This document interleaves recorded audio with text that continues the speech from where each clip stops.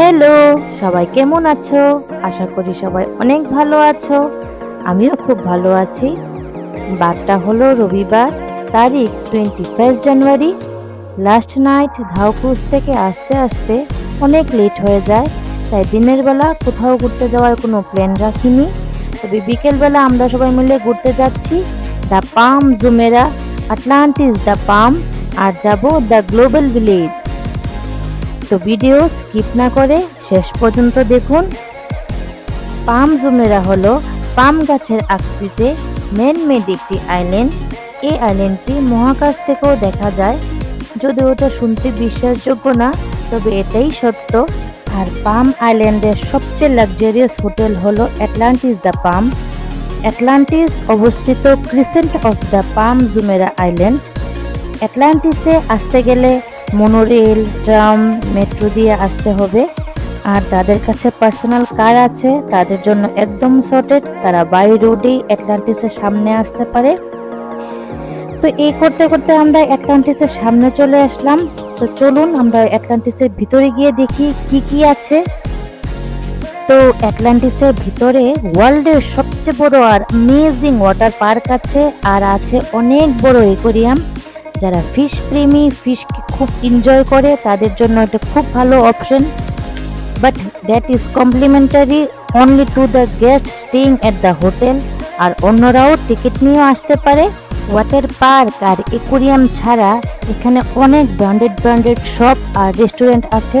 যদি কেউ চায় এখান থেকে শপিং করতে পারে। এখানে শপিংয়েরও অনেক ভালো অপশন আছে। তো আমরা অ্যাটলান্টিসের ভিতরে অনেক ঘোরাঘুরি করেছি। এখন আমরা চলে যাব অ্যাটলান্টিসের সামনে। অ্যাটলান্টিসের সামনে খুব সুন্দর একটা বিচ আছে, যেখান থেকে অ্যাটলান্টিসের দারুণ মাস্ত ভিউ আসে। এখানে এভরি ইভিনিং অনেক বেশি ক্রাউড হয় সানসেটের সময়। অ্যাটলান্টিসে এত সুন্দর ভিউ আর বিচ এনজয় করার জন্য। তো আমিও সুযোগ পেয়ে এখানে অনেক ফটো তুলে নিয়েছি। এখন আমাদের অ্যাটলান্টিস ঘোরা শেষ করে আমরা নেক্সট চলে যাব আমাদের next destination the global village দেখার জন্য।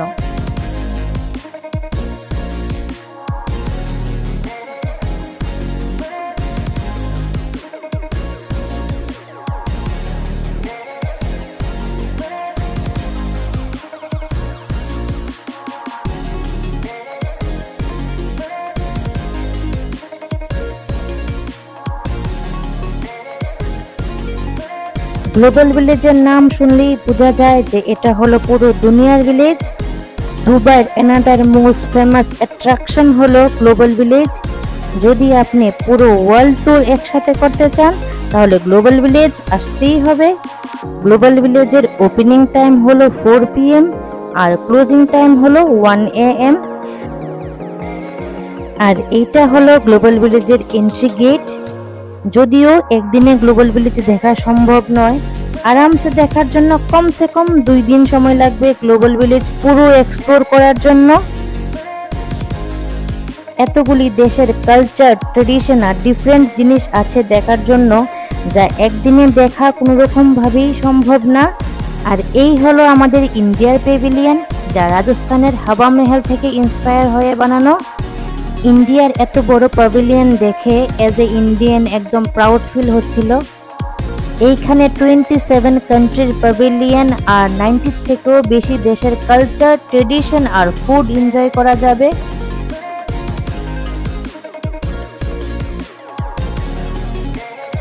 প্রত্যেকটা কান্ট্রির প্যাভিলিয়নে ওইখানকার famous dish, souvenir, clothes, handcraft জিনিস আপনি কিনতে পারেন। ও হ্যাঁ, এখানে ফুল অন বার্গেনিংও চলে।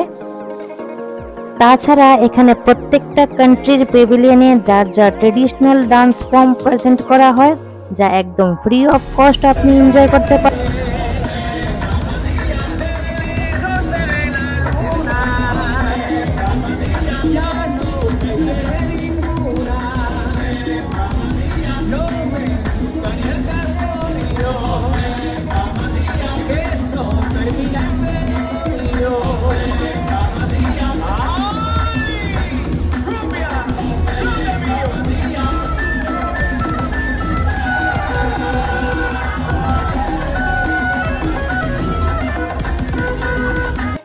বাচ্চাদের জন্য আর বড়দের জন্য এখানে অনেক রকমের রাইড আছে।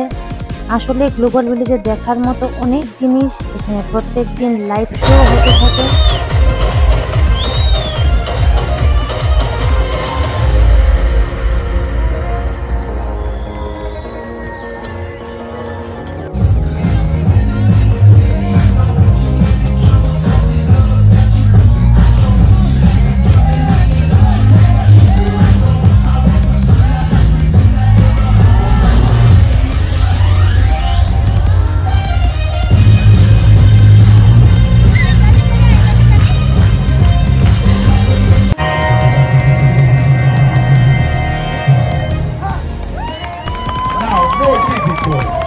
With Tripla,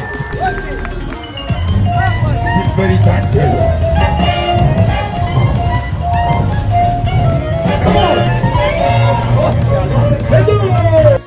এইখানে বাচ্চাদের নিয়ে গেলে বাচ্চারা আর বোরিং ফিল করবে না আর যন্ত্রণাও করবে না। বাচ্চাদের এনজয়মেন্টের জন্য এখানে অনেক রকমের রাইড আর অনেক কিছু আছে দেখার জন্য। আমার মেয়ে তো ওইখানে গিয়ে অনেক বেশি এনজয় করেছে আর অনেক বেশি এক্সাইটেড। তো গ্লোবাল ভিলেজে আসলে আর বাড়ি যাওয়ার ইচ্ছা হবে না, এখানে এত কিছু আছে দেখার জন্য। তো প্রায় প্রচুর জানও থাকতে হবে, প্রচুর হাঁটার জন্য। আর একদিনে দেখা তো কোন রকম ভাবেই সম্ভব না, যা আমি আগেই বলেছিলাম কমসে কম 2 থেকে 3 দিন সময় লাগবে। এখন আমরা গ্লোবাল ভিলেজের লাস্ট স্টেজে আছি।